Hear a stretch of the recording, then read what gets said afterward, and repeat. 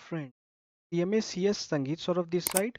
तो आज मैं लेके आया हूँ EMRS यानी एकलव्य मॉडल रेसिडेंशियल स्कूल, उसके अकाउंटेंट वैकेंसी की उसकी कंप्लीट गाइडेंस में लेके आया हूँ। इस एक कंप्लीट वीडियो के अंदर आपको EMRS अकाउंटेंट की आपको कैसे प्रिपरेशन करनी है उसकी सारी आपको जानकारी मिल जाएगी। इसकी एग्जाम कब तक होगी उसकी जानकारी मिल जाएगी। सेल्फ स्टडी अगर करना है तो आप कैसे सेल्फ स्टडी करो उसकी जानकारी मिल जाएगी। पे स्ट्रक्चर और सारी चीज़ों की जानकारी आपको कम्प्रिहेंसिवली इस वीडियो के अंदर मिल जाएगी। तो फ्रेंड्स, मेरी आपसे रिक्वेस्ट है कि आप लास्ट तक इस वीडियो को देखें। इस एक वीडियो के अंदर आपको सारी इन्फॉर्मेशन भी मिल जाएगी और आपको कौन-कौन से इंपॉर्टेंट टॉपिक है उनकी भी जानकारी मिल जाएगी, ताकि आप इस EMRS अकाउंटेंट वैकेंसी को आप इस बार क्रैक कर पाएँ। तो फ्रेंड्स, ये EMRS यानी एकलव्य मॉडल रेसिडेंशियल स्कूल की वैकेंसी आई हुई थी और इसमें टोटल नंबर ऑफ वैकेंसी 361 थे अकाउंटेंट की, जिसमें से 147 सीट अनरिजर्व्ड के लिए थे, EWS के लिए 36 सीट्स थी, OBC नॉन क्रीमी लेयर के लिए 97 सीट्स थी, 54 सीट SC के लिए थी और ST के लिए 27 सीट्स थी। तो फ्रेंड्स, ये काफ़ी ज़्यादा वैकेंसी आई हुई थी, एक बहुत अच्छी अपॉर्चुनिटी है आप सभी के लिए। अगर आप लोगों ने बीकॉम कर रखा है तो एक बहुत अच्छी अपॉर्चुनिटी है। इसमें आप इस एग्ज़ाम को आप पूरी लगन लगा के पूरी मेहनत से आप करें और इसे ज़रूर क्रैक करें। और जहाँ तक इसमें पे स्केल का सवाल है तो लेवल 6 की इसमें पे स्केल मिल रही है, यानी 35,400 टू 1,12,400 की इसमें बेसिक आपको मिल रही है। तो ये पे स्केल भी इसका काफ़ी अच्छा है और नेगेटिव मार्किंग के लिए इन्होंने बता रखा है कि 0.25 आपके नेगेटिव मार्किंग ली है। मतलब अगर आप एक सही आंसर बनाते हो तो आपको 1 मार्क्स आपको मिलेंगे और गलत एग्जामिनेशन बनाने पे आपको 0.25 यानी 1/4 मार्क्स आपकी डिडक्ट कर दी जाएगी। और फ्रेंड्स, इन्होंने एनटीएस ने अपने वेबसाइट में इन्होंने अकाउंटेंट का उन्होंने पूरा सिलेबस बताया था। जैसे रीजनिंग एबिलिटी के अंदर क्या है, क्यूटी क्वांटिटेटिव एप्टीट्यूड के अंदर क्या है, जनरल हिंदी के अंदर क्या है, इंग्लिश के अंदर क्या है और बेसिक कंप्यूटर जनरल नॉलेज इनके अंदर क्या है। फ्रेंड्स, मैं जो आपसे डिस्कस करूंगा, मैं इस टॉपिक पर आपसे डिस्कस करूंगा, यानी टेक्निकल पार्ट जो है, फाइनेंशियल पार्ट, इसमें आपको कैसे इसकी स्टडी करनी है, कौन कौन से टॉपिक आपके एग्जामिनेशन के लिए आपके लिए रेलिवेंट है। और इसके बाद में फ्रेंड्स, मैं लास्ट में वीडियो में आपको बताऊंगा इसकी एग्जाम कब हो सकती है, इसकी डिफिकल्टी लेवल कब क्या होगी और अगर आप सेल्फ स्टडी अगर आप करते हो तो आपको कहाँ से सेल्फ स्टडी करनी चाहिए एग्जामिनेशन की, चूंकि आपके पास अब टाइमिंग कम है तो इसको ध्यान में रखते हुए आपको कैसे प्रिपरेशन करनी चाहिए। तो फ्रेंड्स, अगर आप देखोगे तो मैंने कुछ इंपॉर्टेंट टॉपिक्स मैंने बनाए हैं अपने पास्ट एक्सपीरियंस को लेते हुए और यूएमआरएस के अकाउंटेंट को ध्यान में रखते हुए। तो इसमें ये सारे टॉपिक्स हैं जो कि आपको ज़रूर से आपको एग्जामिनेशन में देख के जानी चाहिए।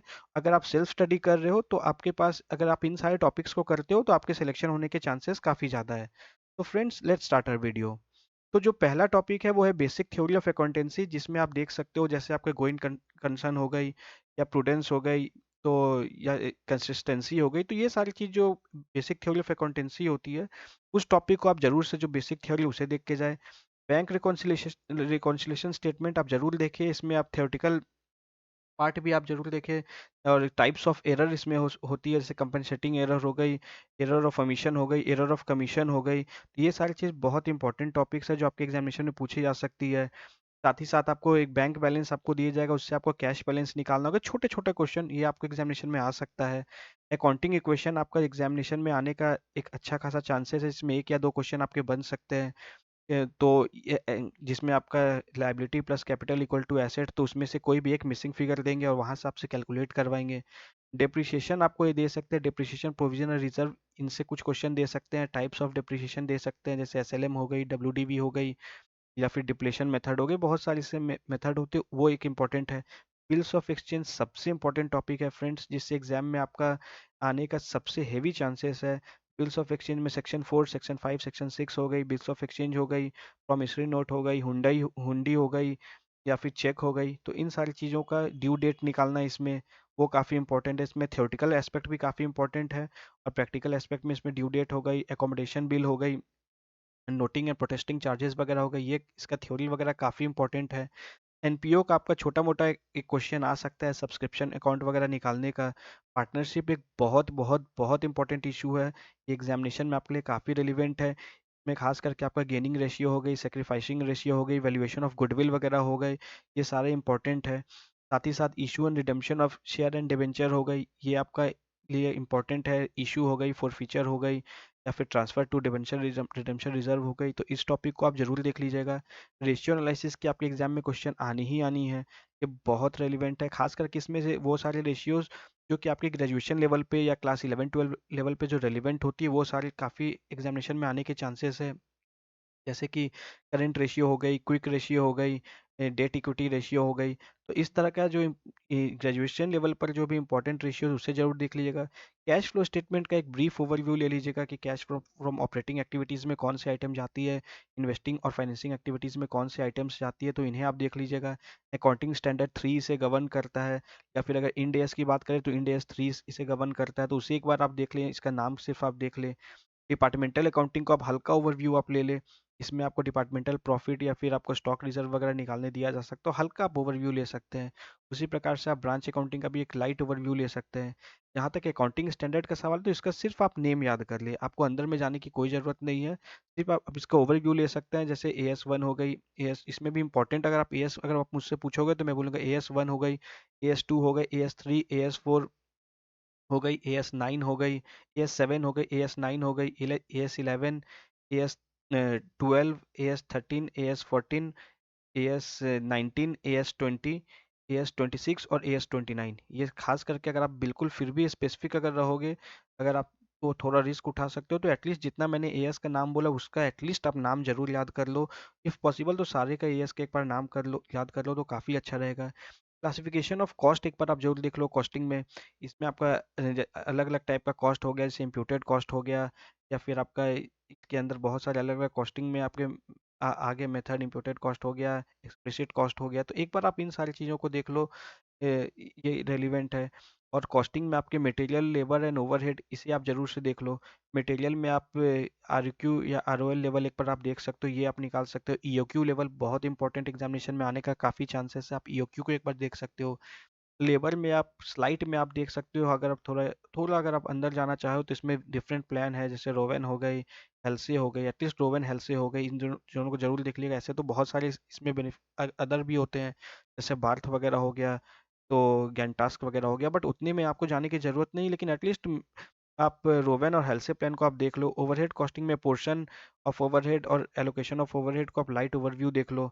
और साथ ही साथ आपका वैल्यूएशन ऑफ आपके मटेरियल में, जैसे आपके लीफो मेथड हो गए, फीफो मेथड हो गए, एक ओवरव्यू ले लो। कॉस्ट शीट एक बार आप ओवरव्यू आप एक बार देख लो, प्राइम कॉस्ट वगैरह क्या होती है, या फिर आपकी सेलिंग डिस्ट्रीब्यूशन कॉस्ट क्या होती है, कॉस्ट शीट को एक बार ओवरव्यू देख के चल जाइएगा। कॉन्ट्रैक्ट कॉस्टिंग में इंपॉर्टेंट आपके रिकॉग्निशन ऑफ प्रॉफिट जो होती है, 1/3 प्रॉफिट, 2/3 प्रॉफिट और 90% से ज़्यादा अगर आपने अगर कंप्लीशन ऑफ वर्क कर लिया, तो उस केस में एस्टिमेटेड प्रॉफिट बेसिस पे, तो उसे आप ओवरव्यू देख लीजिएगा।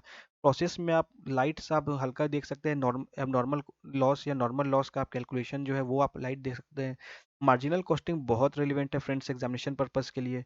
इसमें आपका जैसे बीपी लेवल हो गया, ब्रेक इवन पॉइंट हो गया, या फिर आपकी मार्जिन ऑफ सेफ्टी हो गई, तो इन सारी चीज़ों में आपका, या फिर आपका कंट्रीब्यूशन निकालना वगैरह, तो ये आपके बहुत रेलिवेंट है कॉस्टिंग में, इसे आप ज़रूर ही देख के आप जाए। जीएसटी में आप बिल्कुल एक ओवरव्यू आप देख ले, बहुत ज़्यादा जीएसटी अपने में बहुत वास्ट टॉपिक है। इसके अंदर आप जाएंगे तो बेटर आप जितने अंदर जा सके, बट आप खो सकते हैं, काफ़ी वास्ट टॉपिक है। एटलीस्ट इसका ओवरव्यू, ये कब आया, कब से इसकी इम्प्लीमेंट हुई, कौन से कंट्री के मॉडल को हमने इंडिया में अडॉप्ट किया है, ये इसके बाद इसमें जो governing article, article 246A, 279A, 269A, ये सारी चीज़ को एक बार आप देख सकते हो। साथ ही साथ जीएसटी कौन से अमेंडमेंट बिल से इंडिया में पास हुआ, जैसे 102nd अमेंडमेंट में पास हुआ था, 122nd अमेंडमेंट में रखा गया था, तो ये सारी चीज़ को एक बार आप ओवरव्यू आप देख सकते हो। और थोड़ा सा अगर आप और अगर इन डेप्थ जाना चाहें, तो थोड़ा सा आप सप्लाई में और टाइम ऑफ सप्लाई में और प्लेस ऑफ सप्लाई में आप थोड़ा सा आप जा सकते हो, अगर आप चाहो तो। अगर नहीं जा पा रहे हो उतना, तो एटलीस्ट थोड़ा सा ओवरव्यू जीएसटी का आप लेके चल जाए, उतना आपके लिए सफिशियंट है। इनकम टैक्स फ्रेंड्स वैसे ही काफ़ी वास्ट टॉपिक है, तो इसमें तो अब स्काई इज द लिमिट है, लेकिन फिर भी अगर आप एटलीस्ट इनकम टैक्स में एटलीस्ट 5 हेड ऑफ इनकम जो आपकी है, जैसे सैलरी हो गई, या हाउस प्रॉपर्टी हो गई, profit gains of business profession हो गए, कैपिटल गेन हो गया, और आपके अदर सोर्स ऑफ इनकम हो गया, एटलीस्ट इस 5 हेड ऑफ इनकम को एटलीस्ट आप गो थ्रू आप जरूर से कर ले। और साथ ही साथ बजटिंग में आप को आप जरूर से देखें। बजटिंग में भी इम्पोर्टेंट है कि टाइप्स ऑफ बजट क्या क्या है, जैसे फिक्स्ड बजट हो गए, फ्लेक्सिबल बजट हो गए, जीरो बेस्ड बजटिंग काफ़ी इंपॉर्टेंट है, तो इन सारी चीज़ों का आप एक बार हल्का ओवरव्यू आप देख सकते हैं। इसके साथ ही साथ थोड़ा सा अगर आप इकोनॉमिक्स पार्ट में अगर आप आते हैं, तो आपकी नेशनल इनकम हो गई, जैसे जीडीपी हो गई, जीएनपी हो गई, ये सारी चीज़ कैलकुलेट की होता है, तो उससे आप हल्का सा ओवरव्यू आप देख सकते हैं। साथ ही साथ बैलेंस ऑफ पेमेंट, इससे आपका एक क्वेश्चन एग्जामिनेशन में आने का चांसेस रहता है। और एक इम्पॉर्टेंट टॉपिक्स है friends, banking and financial institution और money market operations and RBI वगैरह, इससे आप जरूर आप ओवरव्यू आप हल्का हो जाए। साथ ही साथ लेवरेज हो गए, लेवरेज में एटलीस्ट आप degree of operating leverage and degree of financial leverage, हल्का सा इसका फॉर्मूला जो है ईबीआईटी बाई ईबीटी जो एक स्लाइड्स हो तो उसे आप देख लें। रेशियो एनालिसिस सबसे इंपॉर्टेंट टॉपिक है फ्रेंड्स, इससे आपके एग्जाम में क्वेश्चन आने ही आने हैं। तो रेशियो एनालिसिस जैसे मैंने पहले भी बताया कि इसमें आप इंपॉर्टेंट रेशियोज एटलीस्ट जैसे करेंट रेशियो हो गए, फिक्स्ड रेशियो हो गई, क्विक रेशियो हो गई, डेट इक्विटी रेशियो हो गई, सॉल्वेंसी रेशियो हो गए, तो इस तरह जो इंपॉर्टेंट है और जो ग्रेजुएशन लेवल तक पे है उसे आप जरूर देख लें। उसी प्रकार से वर्किंग कैपिटल मैनेजमेंट में आप कैश साइकिल जो उससे आप हल्का सा ओवरव्यू आप देख सकते हैं। और साथ ही साथ इंपॉर्टेंट टॉपिक्स है basic of auditing and types of audit including there applicability. तो इसमें आपकी स्टैट्यूटरी ऑडिट की एप्लीकेबिलिटी कब होती है, सेक्रेटरियल ऑडिट की एप्लीकेबिलिटी कब होती है, कॉस्ट ऑडिट की एप्लीकेबिलिटी कब होती है, उनकी क्वालिफिकेशंस क्या होती है, या प्रोप्राइटरी ऑडिट क्या होती है, गवर्नमेंट ऑडिट क्या होती है, गवर्नमेंट ऑडिट कौन से section under companies act govern होते हैं। तो ये सारी जो एटलीस्ट जो एक ओवरव्यू है जो कि आपके ग्रेजुएशन लेवल तक पे उसे आप जरूर देख लें।